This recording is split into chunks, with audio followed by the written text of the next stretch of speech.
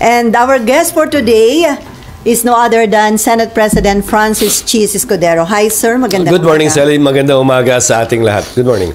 Sir, before we talk about the Blue Ribbon Subcommittee hearing yesterday and about the... Wala ba tayo ibang pag-uusapan? Yun talaga? Sir, hindi mo na yan. Kasi sir, may panibago na namang bagyo na pumasok sa ating bansa, maaari doon maging super typhoon. At doon sa nakalipas na bagyong Christine, isa ho sa hard hit yung Bicol region.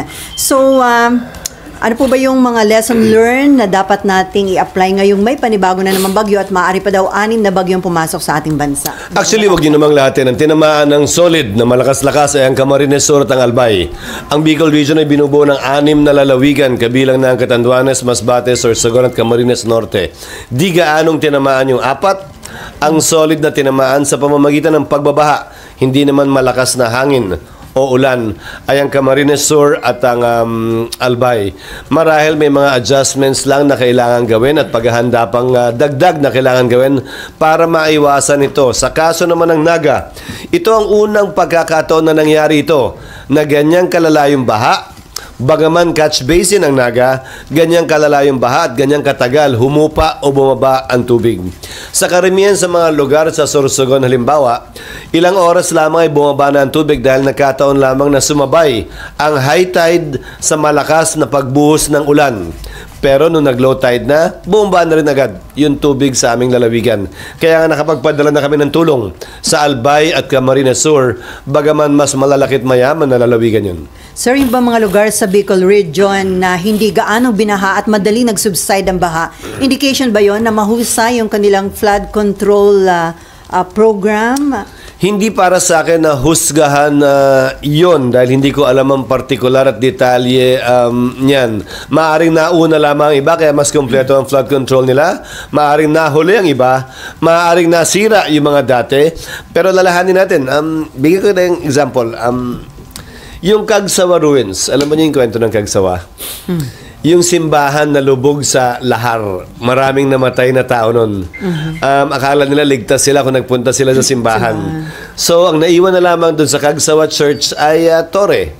Yung toreng yon ay naging tourist attraction. At dahil doon, tinayuan ng resort, ng hotel, ng swimming pool. Isang bagyo, mga 2 years ago, nalubog uli lahat yon. Dahil tila nakaligtaan ng ating mga kababayan doon na daanan talaga yan ng lahar mula sa mayon nung una pa mang panahon hanggang ngayon. At anumang pagbabagong kailangan gawin kaugnay ng rechanneling ay hindi kayang baguhin yung dating dinadaanan. Ika nga, nature still dictates ng lahar o ng tubig man o ng ating mga ilog. Sir, ang sabi ni Presidente Marcos, dapat daw i-revisit yung kanyang suggestion, i-revisit yung Bicol River Basin Development Program para daw maiwasang maulit yung nangyaring matinding pagbabaha sa Bicol. Well, pag sinabi mong Bicol River Basin Program, particular yun ay tumutukoy nga sa Camarines Sur. At partially sa lalawigan ng Albay, hindi bahagi at kasama ang lalawigan ng Sorsogon dyan. Maliit na bahagi lamang kung meron man. Pero tama ang Pangulo, yan ang isang dapat tingnan. At meron na sa paniniwala ko, meron na mga batas at resolusyon kaugnay sa bagay na yan noong mga nagdaang panahon. So sir, it's about time na para may managot, sabi mo nga, accountability dahil kahit na laging alaki ng budget allocation for flood control projects, pero yearly ang observation, palala ng palala yung ating nararanasang baha. Well, palala ng palala dahil na rin sa climate change. Kaya ang kailangan natin isang climate adapted, climate resilient na budget. Halimbawa, ang barangay road may specific na kapal. Ang municipal road may specific na kapal yung semento ng kalye. Ganon din ang isang national road. Dapat marahil sa mga flood control projects, meron ding specific na kapal yan, depende sa lugar. Hindi pwedeng one size fits all na. Hindi po pwede na porkit ganyan ang ginagawa natin noon, ganyan pa rin ngayon. Dahil nga sa pagbabago ng panahon, dahil nga sa climate change, kailangan mag-adapt at magbago din tayo. Sa pagkakaalam ko, yung design ng mga flood control projects, river control, seawall, ay pareho pa rin tulad ng mga nagdaang dekada. Dapat ibahin na yan, i-update na yan, at dapat, depende sa lugar, iba-iba na rin ang design patungkol sa taas at sa kapal at kung may bakal nga ba o wala. So, dun sa ating kinakailangang climate change adaptation, ito'y nangangailangan din ng yearly karagdagang budget allocation, sir? Not necessarily karagdagang budget, pero kailangan mo lamang i-realign sa tamang paggastos, tamang programa, ika nga. Mas pipiliin ko na may flood control, may river control, may seawall na tatagal ng 10, 20, 30, 40 taon, kesa naman yung parehong amount, mas mahaba nga, magigiba naman agad isang bagyo lang. So one thing is for sure, sa budget deliberation sa plenary, pagpapaliwanagin niyo po yung mga concerned government agencies about the flood control. Sa pamamagitan ng mga senador na siyang tatayo na bilang author, bilang sponsor ng mga budget na yon. Maliban na lang kung isuspende namin ang rules at hayaan namin na magsalita at sumagot diretso yung kalihim ng partikular na departamento. So DPWH, sir, ang may malaking explanation. Principally DPWH, yes. Pangalawa, marahil ay magiging DENR. Ano nga ba ang projection nila? Ano nga ba kailangan baguhin? Gayon din ang Climate Change Commission. Ano nga ba mga kailangan pagbabago at update na kailangan gawin kaugnay ng infrastructure design natin sa ating bansa? Pagdating, sir, sa pagbibigay ng weather update, weather bulletin, may nakikita ka bang pagkukulang or sapat yung ginagawa ng Pag-asa na advisory? Actually, maliban sa Pag-asa, may app na sa telepono na kung hindi pa kinukuha yan ng mga LGU, ewan ko na sa kanila.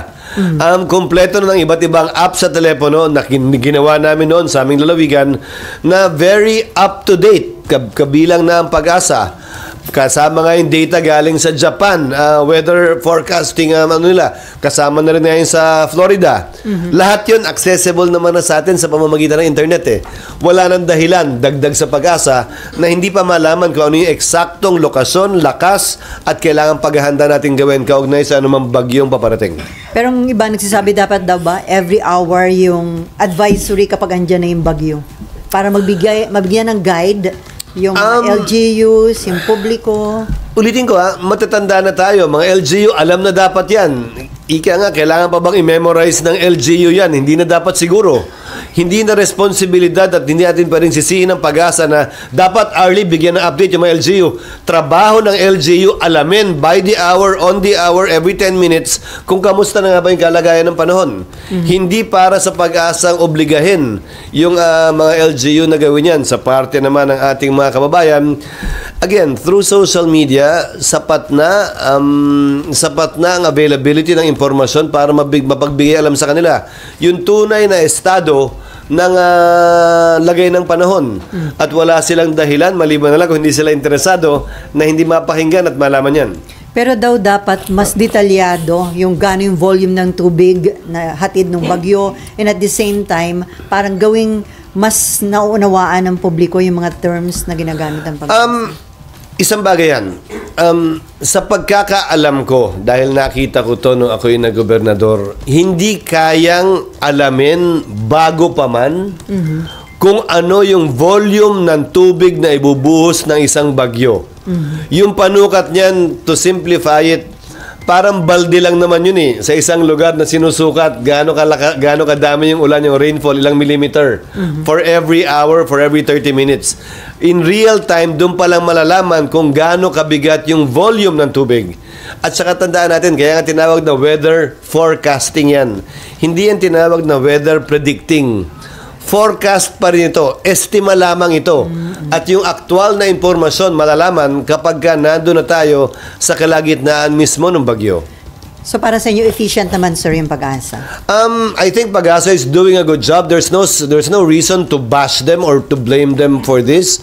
At the end of the day, sufficient information is available, whether through Pag-asa or other weather forecasting apps, na para malaman ng ating mga kababayan at LGU, ano nga ba ang kailangang paghahanda na gawin nila. Okay, let's move. Okay, RG. Okay, sige. Wala bang iba? Sige na nga. Sir, first question. Marami kasing nakapuna doon sa meeting kahapon na marami daw inamin sa dating Pangulong Duterte doon sa meeting. Ano sa tingin niyo yung mga inamin niya na which are very significant? Hinihimay na yan sa ngayon marahil ng iba't ibang sektor.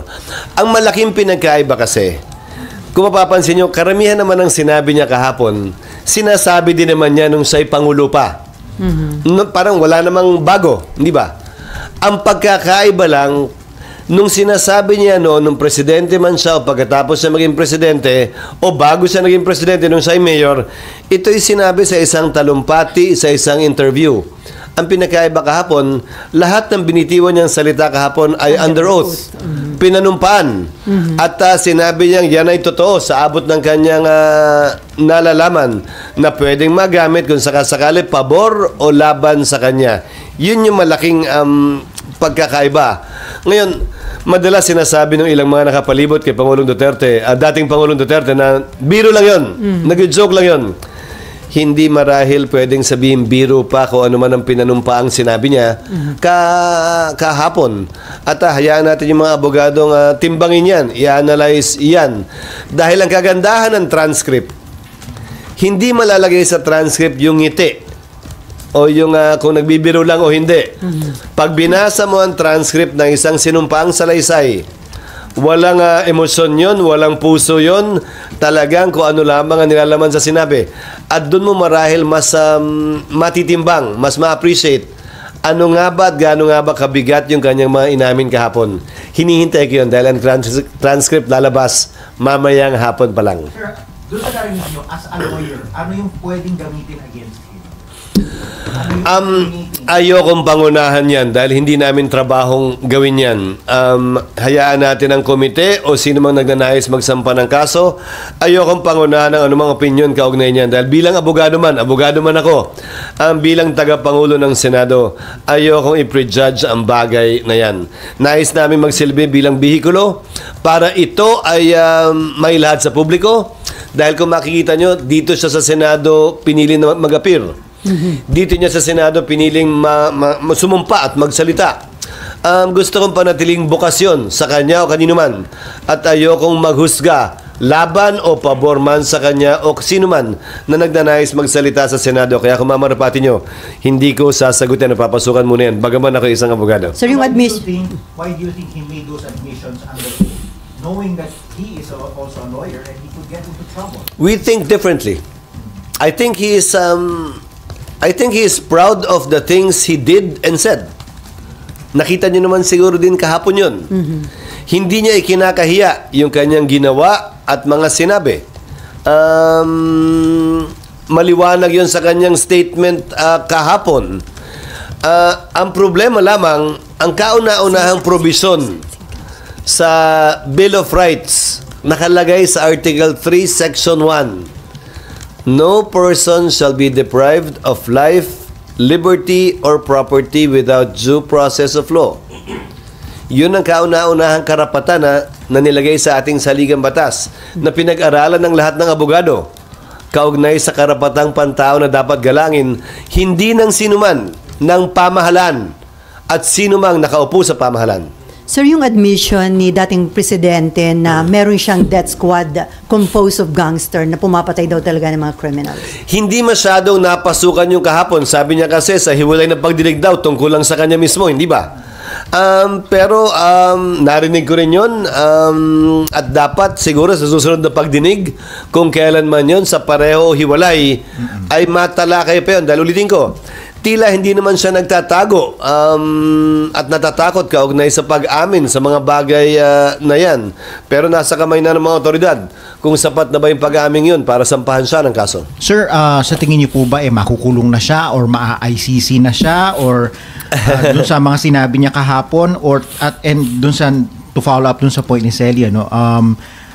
Para bang nilaglag niya yung mga PNP chief niya dun sa mga sinabi niya kahapon? Isang tabi ko muna yung ICC. Wala ako nalalaman kaugnay sa ICC at hindi ko alam kung anong talagang estado niyan. So hindi ko kayang komentaryohan. Kaugnay ng paglalaglag, ang narinig ko kahapong sinabi niya ay ito: I am willing to take full responsibility. Me. Just me. Ang problema ko doon sa pahayag na yon ay ito. Siya yung walang kaso eh. Lahat ng mga PNP chief na nandun dati at chief of police ng Davao ay walang mga kaso kaugnay sa pagpatay. Ang may mga kaso, yung mga pulis na tila nakapikit at nakapiring yung mga mata o nakatakip yung mga tengang sumunod at ginawa yung akalain nilang dapat gawin. Sila ang may kaso. Sila ang na-dismiss sa serbisyo. Sila yung nakakulong ngayon. So, ang tanong ko, paano mo i-operationalize yun na ako lang? So, siguro paraan ito ni Pangulong Duterte para i-operationalize yun. Kaya siguro matapang niyang hinaharap, sinasagot at inaamin ng mga bagay na yan. Dahil sa tinagal-tagal ng panahon, 6 na taon ang kanyang termino, 2.5 taon na ang lumilipas, sila sa taas ang walang kaso. Ba't nga ba? Lahat ng nasa baba ang may kaso. Sir, bakit nga ba ganun? Tinanong yan ni Senator Jinggoy kay Senator De Lima, hindi ba? Na, sa palagay ko, hindi niya nasagot ng diretso kahapon. Wala daw gusto mag-testify, sir. Oo, pero tandaan mo, lumabas na si Matobato at si Las Cañas more than 3-4 years ago. Yes. Wala pa rin nagsampa ng kaso. Kaya nga. So, bakit nga ba? Time kasi ni Duterte pa yun, sir. 2.5 taon na lumilipas, natapos na yung time niya eh. Na, hindi para sa akin na sagutin yon o maghaka-haka dahil hindi naman bahagi ng trabaho ko yun. Pero ang sinasabi ko, siguro, kaya malakas sa loob niya kahapon, ay dahil nga gusto niyang akuin na yung responsibilidad dahil sa hinaba-haba ng panahon, ang nagbabayad, ang nakakulong, ang tinanggal sa serbisyo, ay yung mabababang pulis at hindi yung mga nasa taas, nag-utos man o hindi.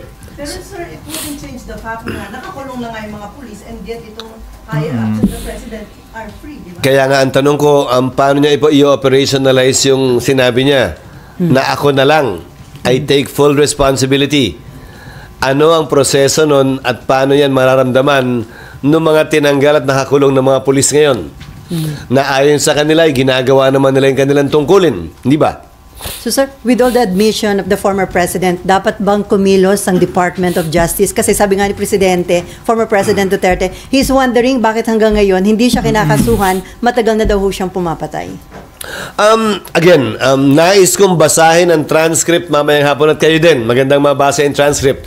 Nang walang emosyon, walang damdamin, wala kang mukhang nakikita, binabasa mo lang. Magandang makita yung mga pag-amin na ginawa niya doon upang matimbang ng buo at kompleto. Malamang, gagawin namin public itong transcript na ito. Pagbibigay alam namin sa media, sa inyo, o sino mang ahensya ng gobyerno magnanais kumuha nitong sinumpaang salaysay hindi lamang niya, pero nung iba ding mga testigo na nagsalita kahapon. Sir, before Marlon, ano masasabi mo the way na hinandle yung investigation considering na umuulan na pagmumura po yung nangyari sa investigation? Well, magandang pinoint out ni Senator Risa na OA yung pagmumura at walang lugar yan dito sa Senado. Sang-ayon ako doon. Ang sagot ng dating Pangulo ay nagkukwento lamang siya at ang kinukwento niya ay nagmumura sa noon. Hindi yata totoo yon sa lahat ng mga pagmumurang ginawa niya. At magandang na point out yon ni Senator Risa dahil ayaw kong mamanhid ang Senado o ang lipunan o tayong lahat. Naisipin nating okay lang yon. Hindi okay yon, ha? At tama nga, gaya na nasabi ko, na pinoint out yon ni Senator Risa kahapon. Nasobrahan ba yung due courtesy na in-advise nyo na ibigay sa dating Pangulo? Hindi naman. Nilagay din siya sa lugar niya, kaugnay sa kung kailan siya pwedeng magsalita at hindi pwedeng magsalita. Pangalawa, gusto nga niya hanggang porkit siya'y ganun. Gusto nga niya hanggang madaling araw, hindi naman ho tayong lahat ay ganun. At sa kawawa din naman yung staff na nando naghahanda bago pa man sila dumating, ilang oras bago pa man sila dumating sa hearing kahapon. Marlon. Sir, kasi lalo kami yung kawawa din kayo pag dito ng mga hearings. Sir, yun na maraming mga rules na na-violate si President, yung former President kahapon.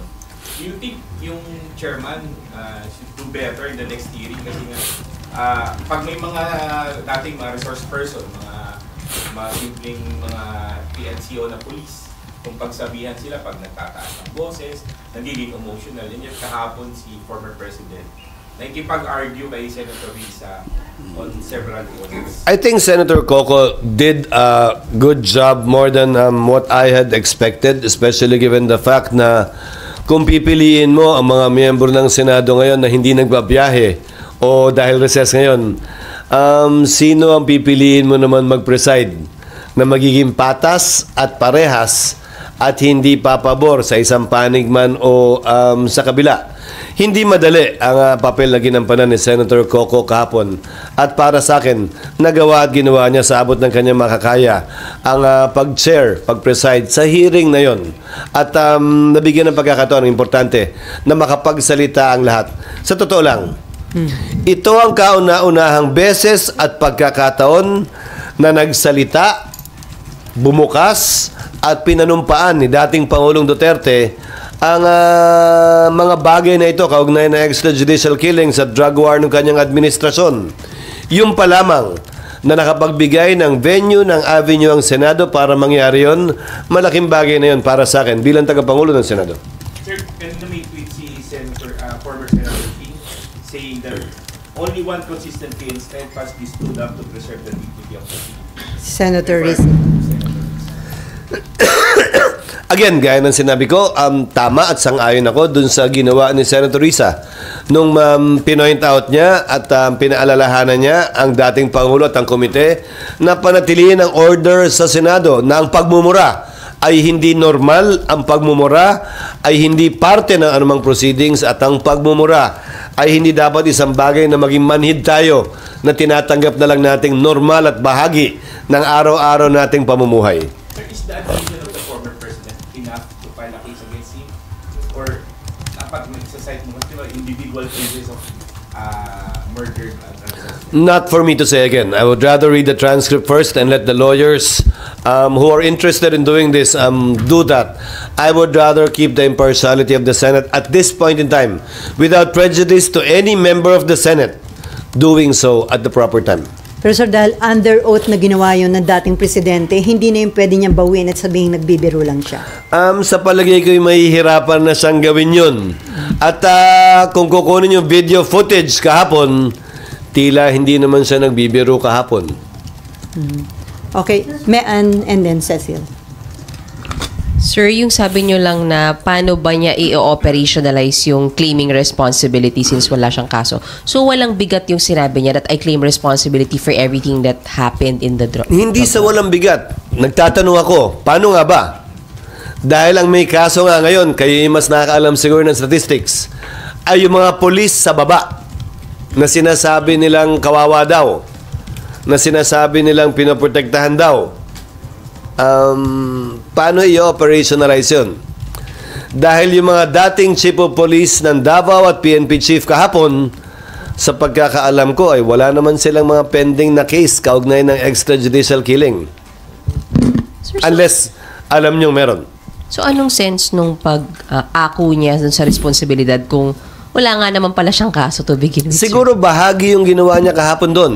Yung kanyang pag-amin sa maraming bagay na napanood at napakinggan nyo nga. Unang hakbang marahil yon para sa pagkakaroon ng responsibilidad kaugnay sa bagay na yan. Ngayon, ulitin ko klarong magkaiba kami ng pananaw. At marahil magkaiba ng pananaw sa marami sa ating mga kababayan. Noong unang panahon, kaya sumikat, ika nga, o lumakas, sabihin mo na, ang mga rebelding grupo sa ating bansa dahil takbuhan sila ng naapi. Dahil siyempre, mabagal ang hustisya, kailangan dumaan sa korte, kailangan patunayan ang pagkakasala at wala pa tayong parusang kamatayan. So yung naapi, may takbuhan. At agad nakakakuha ng hustisya, sabihin lang nila, siya yun Agad ba kakakuha ng hustisya? Hindi ba parang nakakagaang ng pakiramdam yan sa ilan? Subalit, isang malaking subalit, sa parte ng gobyerno, hindi pwedeng maging ganon ng gobyerno. Mahirap man, matagal man, mabigat man, trabaho ng gobyerno, tiyakin na susundan ang tinatawag na nating due process. Ulitin ko, Article 3, Section 1 states, no person shall be deprived of life, liberty, and property without due process of law. Hindi porkit nakita ko talaga, napanood ko sa yon, kailangan pa rin pagdaanan ang tinatawag nating due process. I think I've told this to some of you, but I don't know if you've heard this from me before. Alam niyo kung saan nagsimula sinasabi ng isang may akdaang due process? Nagsimula yan sa Biblia Sa kwento ni Cain at ni Abel. Sa kwento ni Cain at ni Abel, Di ba? Sinong pumatay kanino? Si Cain ang pinatay ni Cain si Abel. Di ba? Kung maalala niyo Biblia, magkapatid. Hindi doon nila na-cover, sir. Tumatakbo. Tumatakbo. Alam ng Diyos ang nangyayari sa buong mundo. Ang tao sa buong mundo noon, 4 pa lang. Eva, Adan, Cain at Abel. Di ba? Nung pagkatapos patayin ni Cain si Abel, tumatakbo si Cain. Anong sinabi ng Diyos na nalalaman dapat lahat? At Diyos yan, ha? Bakit ka tumatakbo, Cain? Anong ginawa mo? At nasaan ang kapatid mo? Doon niya sinabi yung popular at kinokot palagi na, am I my brother's keeper? Nasagot. Responsibilidad ko ba ang kapatid ko? Ayon sa isang may akda, yan ang basihan ng due process. Alam mo man yung ginawa, kailangan mo pa rin bigyan ng pagkakataong mapakinggan, kailangan mo pa rin bigyan ng pagkakataong sumagot. Lalo pa kung hindi mo alam at kidwento lang sa'yo. The process may be long. The process may be difficult. Some of you may not appreciate it and may think na pag ako may kamag-anak na hinapi, gusto ko may matatakbuhan ako na agad ako mabibigyan ng hustisya. Bakit hindi? Baka naman ganun tayong lahat eh. Pero, mararamdaman mo lang yung halaga ng due process kapag ikaw na mismo yung inakusahan.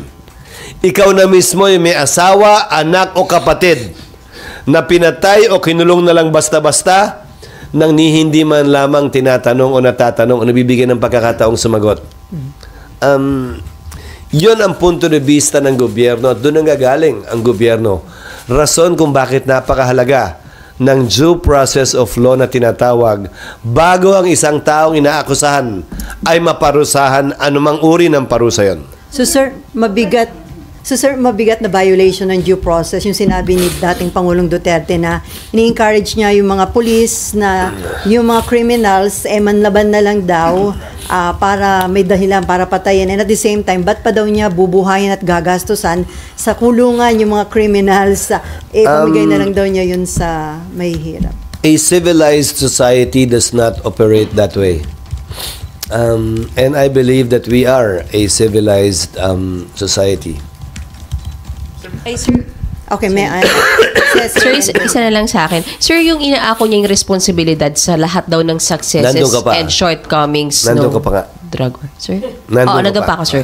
Sir, yung parang inconsistent lang, sir, yung nung pinapaako sa kanya ni Senator, tinatanong ni Senator Risa, are you claiming responsibility for the death of Kian De Los Santos and others who died in EJK? Ayaw na niyang i-claim yun, sir. Sabi niya, I will not claim anything from specific cases. Again, katanungan ko rin yun. Paano mo i-operationalize yung pag-ako niya ng responsibilidad na makailang ulit niyang sinabi kahapon?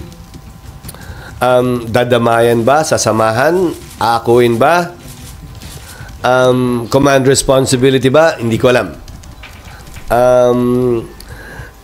Dahil sa ilalim ng command responsibility principle ng ating batas, hindi absuelto yung sumunod sa isang illegal na order kaugnay ng krimen. Okay, Cecil and then Amor. So sir, ang mangyayari, parang rhetoric lang yung sinabi niya kahapon kasi hindi naman magagamit ng mga police in defense na sumunod din ako sa Again, nais kong basahin at tingnan, pero curious din ako, paano nga ba ma-operationalize yun? Hindi para sa akin na sagutin yun. Marahil, sabi ko nga, unang hakbang ito sa pag-operationalize niya nun.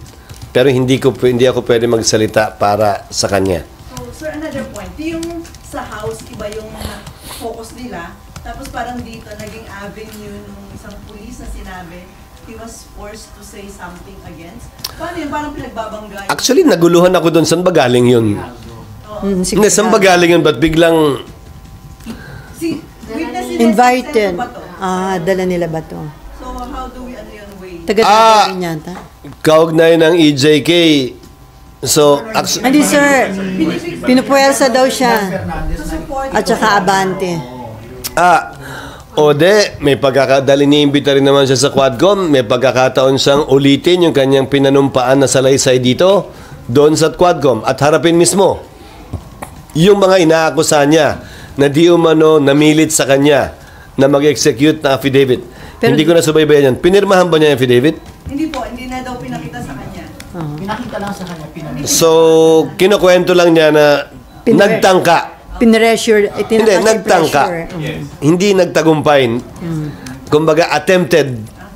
Pero so hindi yung pwedeng maging dahilan para magkaroon ng rift between Senate and House dahil may inaakusahan yung resource person dito na ilang Hindi congressmen. naman dapat. Dahil, ulitin ko interchamber courtesy dictates na hindi namin, kung sakasakali,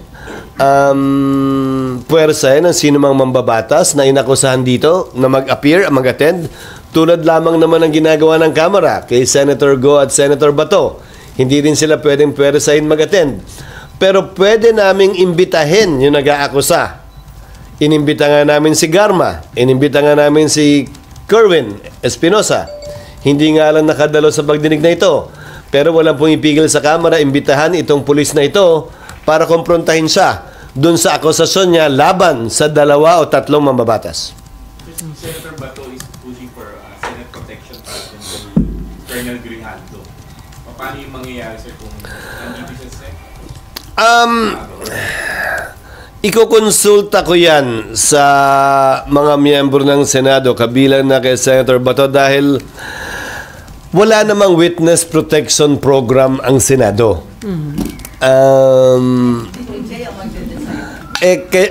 Issue na rin yan ng panahon ni dating Pangulong Arroyo, naalala nyo?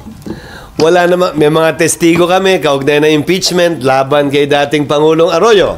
Naalala nyo? Minority pa kami, hindi kami majority sa Kamara. So, kanya-kanyang hugot na lang ng paggagastosan para maprotektahan yung testigong gusto namin protektahan. Dahil nga, wala namang ganong budget, sistema at batas kaugnay ng Senate o House Protection, Witness Protection Program. But I will discuss it with him to what extent we can help ensure the safety of this person. Bearing in mind na nasa active service pa siya. So, before Amor, sir, dun sa naging testimonies ng dating Pangulo, lumilitaw na sobra siyang gigil, galit sa mga criminals, lalo na sa mga drug suspect. Pero, kung totoo yung mga sinabi niya, mali lang po yung kanyang proseso para in-neutralize or lipulin yung mga drug suspect and other criminals. Again, meron tayong due process na tinatawag na hindi pwedeng ikalimutan at isang tabi lamang. Nakakalungkot na bilang abogado, alam niya dapat yun. Kung talagang emotional siya, mabigat para sa kanya, yung mga krimen, yung nakikita niya yung dugo ang bata, patay na. Nandun ako.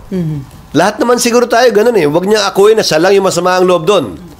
Siguro naman tayong lahat, pag may nakitang patay, ginahasa, mutilate na bata, o sino man babae, o lalaki, o matanda, lahat naman tayo siguro magagalit Pero yon ang pinagkaiba ng gobyerno, siguro, sa ordinaryong tao. Hindi mo pwedeng ilagay sa kamay mo ang batas. Kahit nga ang gobyerno, hindi nilalagay sa kamay niya ang batas. Dinadaan niya sa proseso. Again, a civilized government can do nothing less than provide an ensured due process to anyone and everyone. Gaano man kasama, gaano man kabigat sa dibdib natin. Dahil ulitin ko, hanggang hindi ikaw mismo yung inaakusahan ng mali, hindi mo mararamdaman yung bigat at kahalagahan nito. May isa pa ako nais talakayin. Ayon sa ilang testigo kahapon, bumaba daw yung kriminalidad nung panahong may mga EJK at nagdedebate sila. So kinuha ko yung data dito sa LBRMO. Dahil siyempre sinasubmit sa LBRMO ng DILG yan kada budget deliberation. So, Yung crime index, sir. ang crime index na tinignan namin ay mula 2016 to 2018, same period ngayon. July 1, 2016 to April 21, 2018. Kinumpara namin sa July 1, 2022 at April 21, 2024. Para parehong datos. Hindi pwedeng bilangin yung buong termino ni Pangulong Duterte dahil pandemic tayo kung wala namang lumalabas, di ba? Hindi tamang comparison. So, yung unang 2 taon lang. Tandaan nyo, sinimula ng war on drugs o 2016 pa lamang. Anong date ng memorandum? Nung double barrel? July? July 2016. 2016. O July 2016. Ang datos na sinubmite sa Senado ay Crime Index July 1, 2016 to April 21, 2018, 196,518. July 1, 2022 to April 21, 2024, 71,544. Mas mataas ang krimen nung panahong yon, 16 to 18, ng 60%, halos triple. Maraming patayan nga, sir, kasi. Kasi nga, hindi mo pwedeng hindi bilangin yung patayan. Krimen pa rin yun eh. Extrajudicial killing nga, it's a crime. Hindi mo pwedeng hindi bilangin yon sa crime index. So they are claiming daw na mas safe no, nakakapaglakad daw kahit anong oras. So, mas mataas yung crime nung time ni Duterte. Dami ng kesa patayan. ngayon. Yun ang sinubmit sa amin. Pina-check ko lamang naman dahil na-curious din ako kahapon kung totoo nga ba yun. Dahil kasama yung bilang ng mga biktima ng drug war. Lahat naman yun, alam nga namang hindi mo bilangin yun. So sir, yun yung joke na mas tahimik nung panahon ni... Maraming pinatahimik. Hindi, sinasabi ko lamang ay hindi yan sumusunod sa datos at statistics Kung yun na ang- sinubmit sa amin noong mga panahong yon ng sarili din niyang administrasyon, ng sarili niyang DILG noon at ng kasalukuyang DILG. Okay, Amor. Ay, Marlon. Yes. Sir, kahapon sa gallery, yung nasa audience, they were cheering him on, pumalakpak pa nga, tumatawa, every mention ng mga mura. How do you feel about that? Actually, sino ba yung nasa gallery? Hindi ko alam eh. Siguro. So, baka naman supporter niya, hindi ko alam. Supporter niya, empleyado ba ng Senado, kayo bang nandun? Hindi ko alam eh. I mean sir, yung nano-normalize. Which is not good. Ulitin ko, sana wag tayong mamanhid na okay lang yan at normal yan. Kaya nga sang-ayon ako at tama at kinatigan naman ng chair, si Senator Risa, sa kanyang pinoint out kahapon na wag naman gawin yan dito sa Senado. Okay, Amor.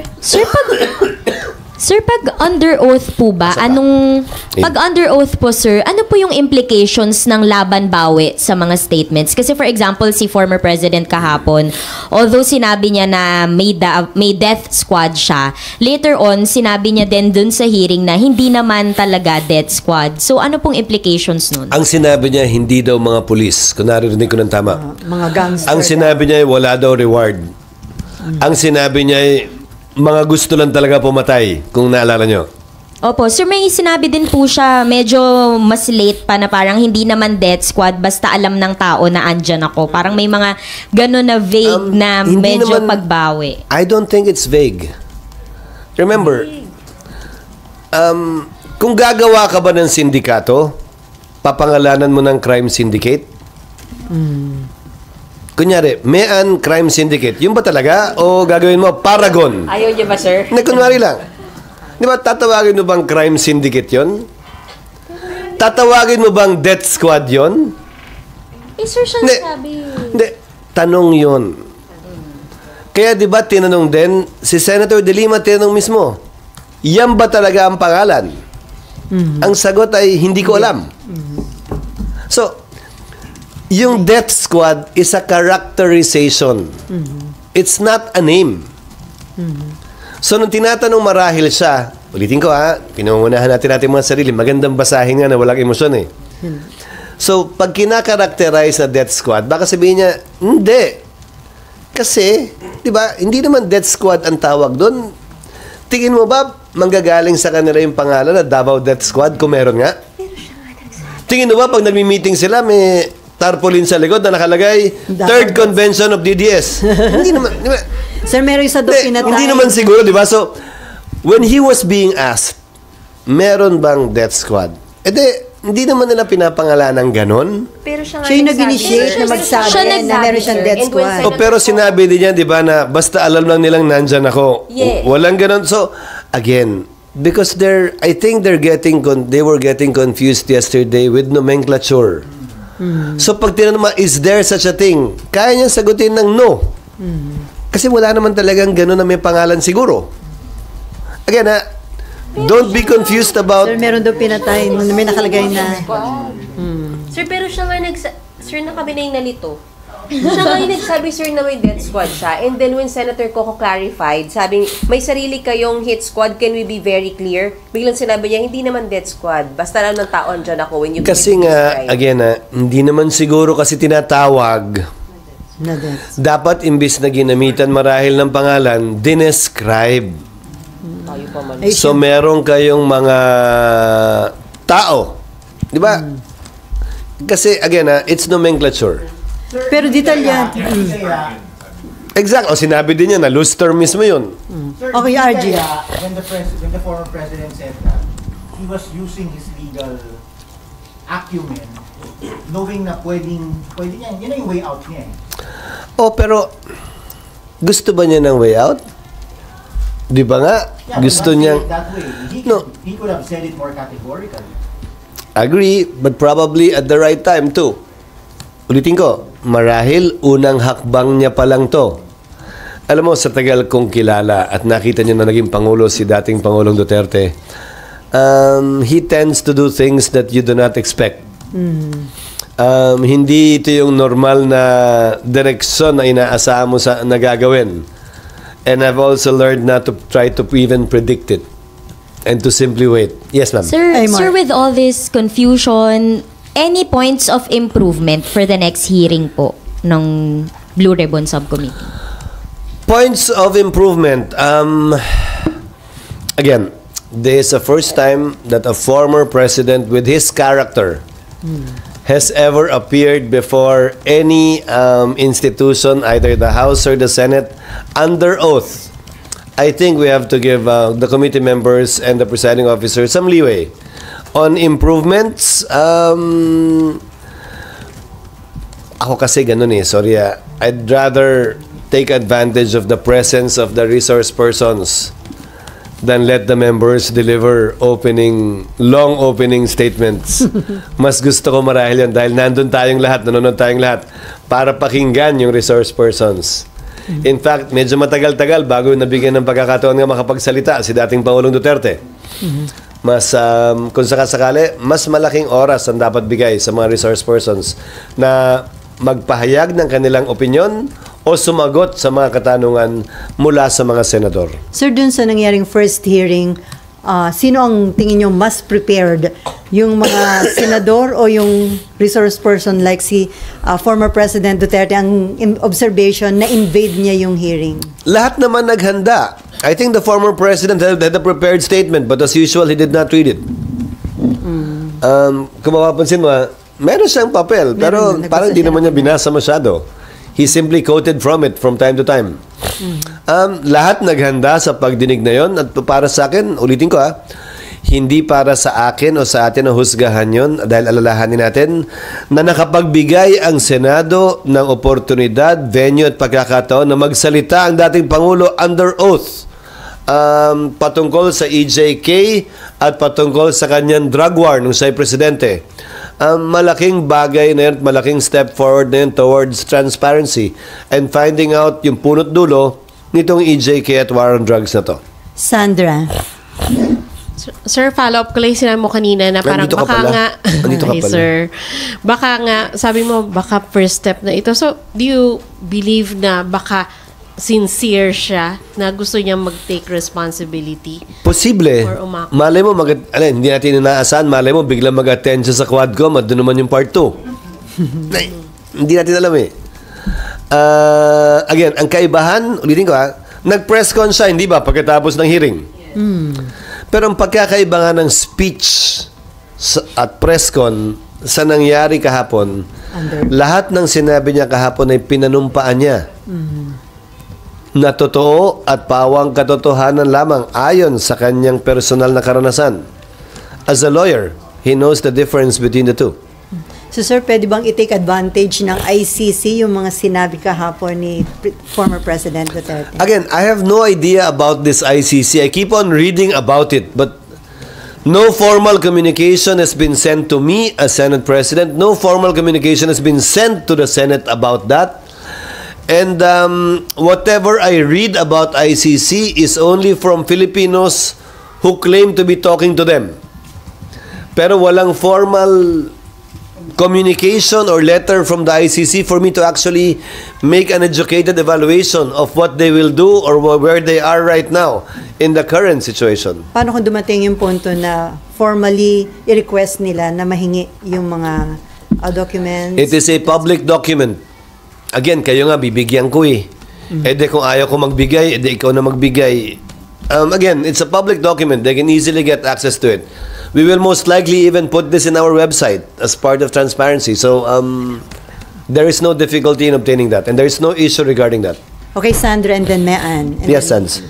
Sir, yung kahapon, sinabi rin ni Senator Coco na parang next hearing daw unahin nila yung mga victim. So, but at the same time, sinasabi ni President Duterte kahapon na tapusin na natin to dahil yung kailangan pa daw niyang lumipad, ayaw niya magpabalik-balik. So, yung chance na baka hindi na siya babalik, nandoon po. Nandun, but it's not up for him to dictate the circumstances of the hearing.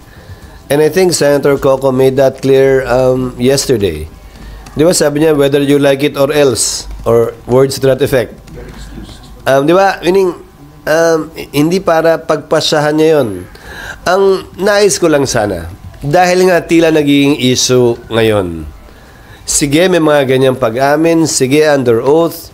Ulitin ko, bakit yung mga pulis ang may kaso at yung mga nasa taas na di umano nag-utos ay wala? So sana, yung mga biktima dahil sa pag-amin, kasi sa dulo kailangan mo pa rin na magrereklamo.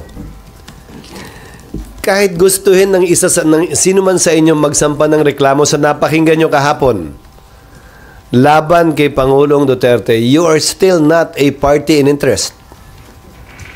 Ang party in interest, ang pwede maging complainant ay pamilya ng biktima. Sana hindi matapos sa paglalahad sa komite. Sana idiretso nila sa pagsampa. Parehas na lang nung kay Pastor Kibuloy. Sana yung mga testigo nandun, dahil apparently hindi silang lahat ay nagsampa na ng kaso. Tumestigo lamang sa komite. Sana wag silang tumigil doon, idiretso nila sa pagsampa ng kaso.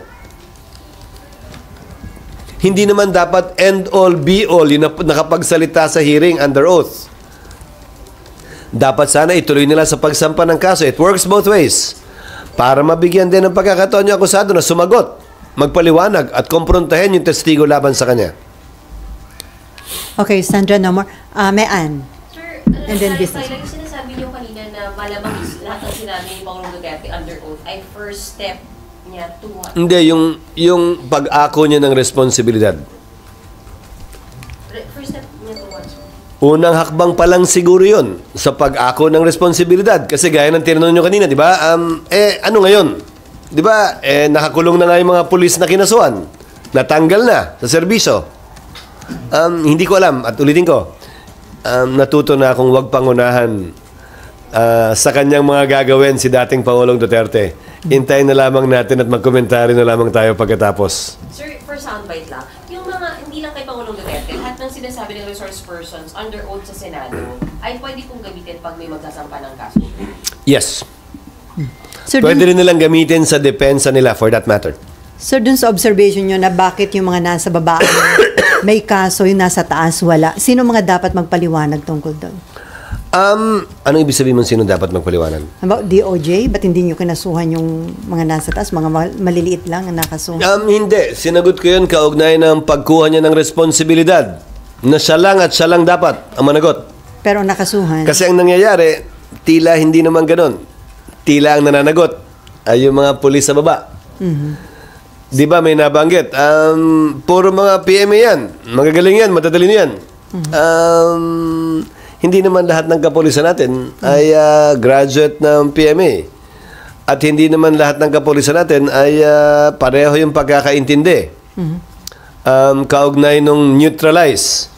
Kasi sa totoo lang, ang tatapang gamitin yung salitang neutralize, ipapaliwanag, ilang taon ang nakalipas na, to be exact, 5 years after, doon palang i-define sa manual. So, pag Kung ang intention naman talaga ay, hindi, ang ibig sabihin namin dyan, hulihin, pag nanlaban, you have to defend yourself. Then why can't they put that? Why did they not put that? Tama yung punto ni Attorney Chel Jokno kahapon. De yun sana ang nilagay. Na term. Kasi tuloy, ang interpretasyon, sige, yung mga dating PNP chief nagsabi, hindi yan ang ibig sabihin namin. Ang daling sabihin nun ngayon eh. Sinabi ba nila noon? Yan din ba yung pag-unawa ng mga polis noon? Magandang matanong, yung mga polis na nakakulong ngayon at kinasuhan, na-dismiss, yan din ba yung pag-unawa nila ron? So baka ibang interpretation, patayin.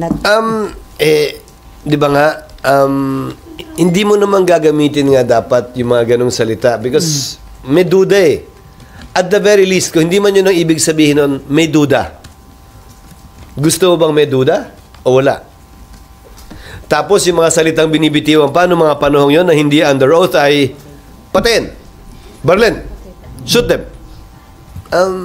Paano mo i-interpreta yun? Okay, related muna. Business matter na yan. So anyway, the point I'm driving at is this. Kaugnay ng katanungan mo kanina, Sally, ayaw kong pangunahan kung anong gagawin na sunod ni Pangulong Duterte. Sapat na siguro na kahapon, inako niya yung responsibilidad at proud siya doon. At hindi niya kinakahiya yung bagay na yun at lahat ng ginawa niya. So dahil inako niya yung responsibilidad, sabi niya, I take full legal and moral responsibility. So, pwede na masabi na may pag-asa na yung mga pamilya ng mga biktima na matatamunan nilang hustisya. Bahagi, oo, siguro. Nasa sa pamilya ng biktima yun kung sa pakiramdam nila yung makakamit na nila hustisya. Dahil yung mga aktual na pumatay, kung kilala man, ay nakakulong nga at nakapiit na. At nagtatrial sa ngayon. Okay, yes. Ay, sorry. Sir, plan niyo bang mag-attend na sa next hearing tapos magtanungin direct na kayo? Actually, depende. Hindi ko alam. Depende sa chairman. You will allow it, sir, kahit budgetary leaves na. Ang tanong kung saan kukuha ng oras eh.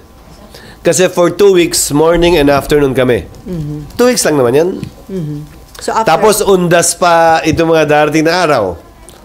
So depende sa chairman. Hindi ko pa siya nakakusap actually. Sir, kailan yung 2 weeks yung pagpasok, sir? Pagpasok. Ang schedule na ipopropose namin, although pag-uusapan pa lang sa caucus, so it's subject to change. November 5, ang sponsorship at simula ang deliberations on November 6. When is your focus? Pag-resume. Sa 4. Pag-resume. 1, 2, 3, 4, 5, 6. And then from November 6, 2 weeks na morning afternoon, sir. Yes. okay, from Sir, this is just... Thursday lang. okay, Sa ngayon, Thursday lang. Bakit gusto niyo magpunta rito ng Friday? Hindi sir, hanggang Thursday lang. O, tamo kayo na I-clarify namin, hindi kami ano yan? Ganun din? Ikaw nagdidikta na? Ganun? Business world. Sir, this is still concerning the ICC. Yes. Can Congress invite these ICC representatives to future hearings, and do you expect the Blue Ribbon Committee to do so, sir? I don't know. It depends on the chairman. However, I just like to share the current status. We withdrew from the ICC. We are currently not part of the ICC. So magandang malaman anong status nung pag-imbita. As what? As what and what for? I would be interested to hear the answer to those questions. But I guess I leave it up to the chairman first of the committee. I leave it up to the House as well. Pero magandang masagot nila yung tanong. As what nila iniimbitahin ang ICC? So going back dun sa caucus, sa resumption, ang focus nun kung papaano yung Schedule lang. Schedule lang. Pag-aagrihan yung schedule. Kasi siyempre, alam naman nila roughly this time of the year ay budget. Actually, yung schedule na ipopropose ni Senator Grace, nakita ko kahapon, ay halos pareho lang ng mga schedule sa nagdaang taon. Halos walang pinagbago. Even the agencies, with very minor differences dahil sa availability ng secretary. Dahil yung iba may mga biyahe. Ilang araw yung inallocate for the BICAM, sir? 1 week? 1 week. And then sabi niyo nga, i-open for media. Hayaan natin si Senator Grace ang sumagot niyan. Mas gusto ko siya sumagot bilang chairman. Pero doon sa initial... Kasi nung nag-finance committee chairman ako, binuksan ko yan eh. Naalala nyo, binigay ko sa inyo lahat. Proposal ng Senate, proposal ng House, BICAM results. We opened it all up. Kahit yung sinasabi, sir, na small BICAM, yung one-on-one. Kahit nung time ko, binuksan ko yun ha. Binigay ko sa inyo lahat ng pinagkasunduan. Kaya lang, ang problema lang kasi, sa totoo lang, detalyado yun eh. Ganito kakapal yung 4 na libro eh. So yung pinag-agrihan namin, binibigay naman, pero hindi lang ganun kadali isa-isahin, unawain at basahin. That's why we have the LBRMO and the Committee on Appropriations in the House. Sanay na sila, alam na nila eh. Pero kahit bigay nga namin at binibigay naman namin, mahirap din naman isa-isahin sa party ninyo. Naunawaan ko rin naman yun. Pero sa party namin, binibigay naman namin, hindi lang nga iniisa-isa o naiisa-isa. Hindi lang ninyo, ng mga miyembro din ng Senado. Sir, kahit mga major, sir, kasi kabulagaan, lalo na yung AKAP. Napaka-controversial. Hindi namin pwedeng... Hindi, kasi kung ano yung pinag-agrihan, yun eh. News article nyo na yun para hanguin mula doon kung ano yung dapat isulat. Kung yung dapat malaman ng publiko, maaaring interesado ang publiko. Hindi para sa amin na desisyonan yun eh. Maliban na lang kung magtatanong kayo, meron bang ganito, meron ganito, sasagutin yun. Pero yung dokumentong pinagkasunduan mismo, it's available. We will make it available. SP, yun lang po. There were several budget items that were not tackled during the plenary but were agreed upon during the small BICAM. Gano'n naman talaga. Bakit? Nakita nyo na ba yung iba't ibang bill na pinapasa namin? Hindi lang naman budget eh.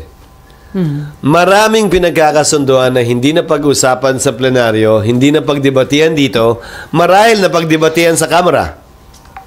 At nung nag-BICAM, in-insist ng Kamara na dapat kasama yan. Anong gagawin naman namin? Hindi namin alam yun. So, hindi mapapasa yung batas unless malagay yun doon.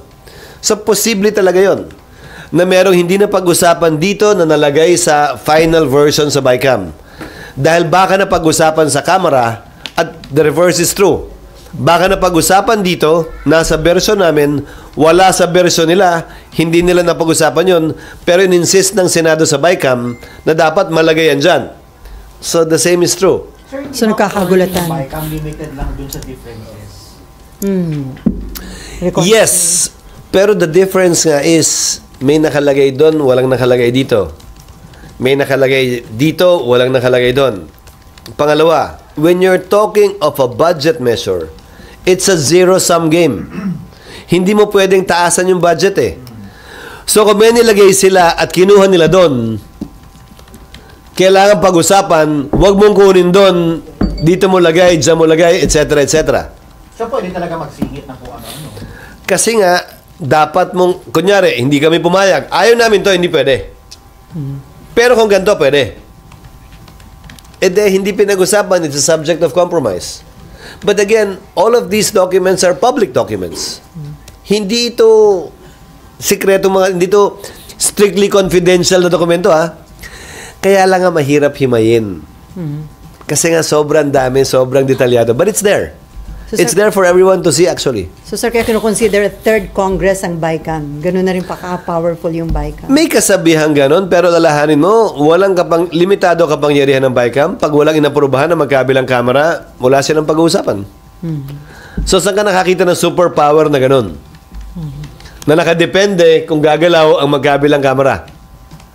Di ba, kung superpower talaga yan, parang si Superman, mulat-mula pa hanggang sa dulo, may superpower ka. Parang korte. Di ba? Ang korte, pwede sabihin, mali ka, executive, tama ka, Congress. Pero may limitasyon yung kapangyarihan ng korte. Dapat may magreklamo. At yung magreklamo, dapat may standing. Hindi pwedeng, ano kaya ito? Matanong nga ang korte. Hindi pwedeng ganun, ha? Maliban na lang kung pumasok sa declaratory relief. Okay, Cecil? So, sir, 2 weeks lang yung Senate will be devoted to the budget delivery. 3 weeks kasama yung unang linggo. So, By tradition, ganun talaga yun, ha? Hindi ko pinapaiklian, hindi ko hinahabaan, yun lang talaga yun. wala masyadong controversial budget. Kamukha dati may LCAP, may something like that. Hindi ko pa alam actually. Hindi ko alam kung ano nasa isip pa ng mga senador. Depende rin yan sa mga magiging headline ng pahayagan. Kung ano yung pag-uusapan. Sir, Baka yung may- AM, PM, yung AM is 10 AM, PM is until what time? Otosawa, sir. Basta hanggang 10 a.m. pwedeng. start. Tusawa. Sir, Kayo naman, tagal nyo na rito. Sanay na kayo doon. May lugaw naman, may anli lugaw. Andy Lugaw at saka kape. Sir, pansit. Coffee. Ha? Pansit. Kapalit ng lugaw, palabok. Sir, balikan ko lang hearing. Hindi ba Ano yung dapat... Pansit bihon? Sige, so bihon favorite ko. Sir, di ba dapat yung mga senador impartial? Pero anong dating kung parang naglo-lawyering yung isang senador dun sa like kay Digo? Hindi ito ang unang pagkakataon din na may sariling opinion yung senador. Kaugnay sa dinidinig. Sa budget. Di ba? Pag tinatanong yung budget, may sariling opinion siya na may ginawang mali yung ahensya. Bawal ba yun? Hindi naman. Lalo na sa kasong ito kay Senator Bato. Dahil PNP chief siya nung dati, nag-Davao Chief of Police siya, at siya yung gumawa ng double barrel memorandum. Sabi ko nga sa kanila nung pagdinig pa lang, our understanding will be this. Anything you say in the hearing with personal knowledge. Di ba kasi nagsabi siya hindi ko ginawa yan. Hindi yan ang ibig sabihin ko. We consider that you're saying these things on your oath as a senator. Kaya hindi na namin sila pinatayo kahapon nung pinanumpa yung mga testigo. Hindi na kailangan yan. At hindi magandang tingnan din. Pero sir, yung hindi pa naririnig yung testimony ng dating Pangulo, pero meron nang naglo-lawyering para sa kanya. Sa loob, sa labas ng hearing. Sa loob ng hearing, sir. We are politicians. We are judged based on what we think, what we say, and what we do, and not think, not say, not do. Lalo na sa kaso ni Senator Bato Marahil dahil re-electionista siya. He will be judged in the course of the process. And that is part of being a member of the Senate that is a political body. Hindi ito korte na dapat talaga impartial, na nakatakip yung mata, nakapiring yung mata ng mga uupo sa pagdinig. Ito'y Senado, parang kung bahagi ng Kongreso, which is a political body. May mga posisyon ang individual na mga miyembro ng Senado. And up to the public to judge them, sir. Yes. And they get to be judged every 6 years sa kaso ng senador, every 3 years sa kaso ng congressman. So sir, in simple term, how would you describe the statement of the former president? Na-clarify ba? Lalo lang tayo na-confuse? Under oath, number 1. Number 2, I think outside of the, I won't say confusion, misunderstanding regarding nomenclature, I think he was pretty clear with what he wanted to say yesterday. Again, magugulat kayo sa sinasabi ko. Subukan yung basahin yung transcript nang wala sa isip nyo yung imahe na may nagsasalita o may mukha. Iba ang dating. Nagawa ko na yan ng abogado ko ilang ulit na. Iba ang dating. At mas ma-appreciate natin yung mga sinabi niya kung babasahin natin sa transcript.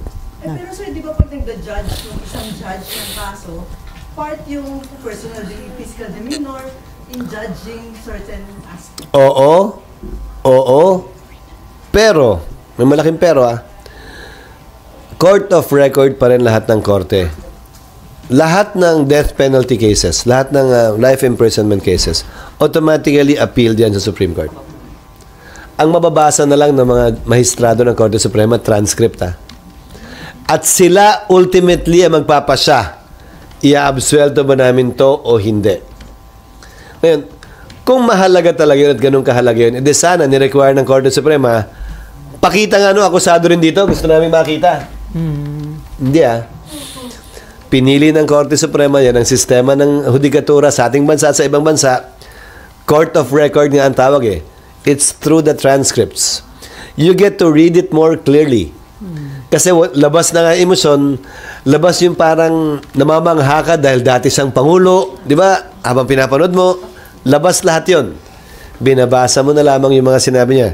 I challenge you to read it this afternoon when you release it, or tomorrow morning, and then let me know, even in private, what you think. Yes, ma'am. Kung i-remind si President Duterte pag bumalik, respeto naman ng Senate, huwag masyadong magmura ng That was stated already in the last hearing yesterday. Kung kailangan ulitin, nasa chairman yon, nasa mga miyembro na rin yun kung nais nilang paalalahanan. Ulitin ko, yung sinabi niya na kaya siya nagmumura, parte ng kwento niya, totoo yun siguro sa mahigit kalahati. Pero may malaking bahagi din na talagang nagmura lang siya. Nabilang mo ba? Hindi ko naman binilang. Okay, last Pero ang question. panawagan ko nga, sana tamang pinaalalahanan siya at sana wag tayong maging manhid na isiping okay lang yon. Hindi okay yun. Okay, at hindi last yun okay sa Senado. Last question from Marlon. Sir, you previously described yung mga remarks ni BP as unbecoming. Kahapon, sir, what you heard from the former president, how you describe yun? Alin doon? Yung lahat, Compared to. throughout the 9 hours. Una, hindi ko pinakinggan lahat. Para sa akin, yung pagmumura, walang lugar yon sa Senado. O anumang institution of record. Dahil kahit sa korte, hindi naman din ginagawa yon. Maliban na lang kung yun talaga yung doon lumabas yung pagka-abogado marahil ni Pangulong Duterte. That was part of my narration, he said. Di ba? Kasi kung part ng narration, pwede. Di ba? Pinapakita mong nung panahon yon, may ulo ko, nagalit ako, nagmula ako, ito sinabi ko. Blah, blah, blah, blah, blah. Okay lang. Part of the narration. Pero maraming pagkakataon din kahapon na hindi naman part of the narration. Nanggigigilan talaga siya. Because he felt emotional and he was convinced that what he was doing and saying was correct. Lalo na kung pinag-uusapan ay di umano mga kriminal na dapat ay walang lugar sa mundo. So, sa tanong mo, hindi ko pwedeng sabing unbecoming dahil yung bahagi ng hindi narration, oo, walang lugar yon dito sa Senado. Yung bahagi na parte ng narration, siguro pwedeng pakawalan pa yon. Okay, no more? On that note, thank you so much sa Senta President Chis Escudero, and of course, thank you kay Ging at sa Presidente ng PROS, kay Glenda Olid.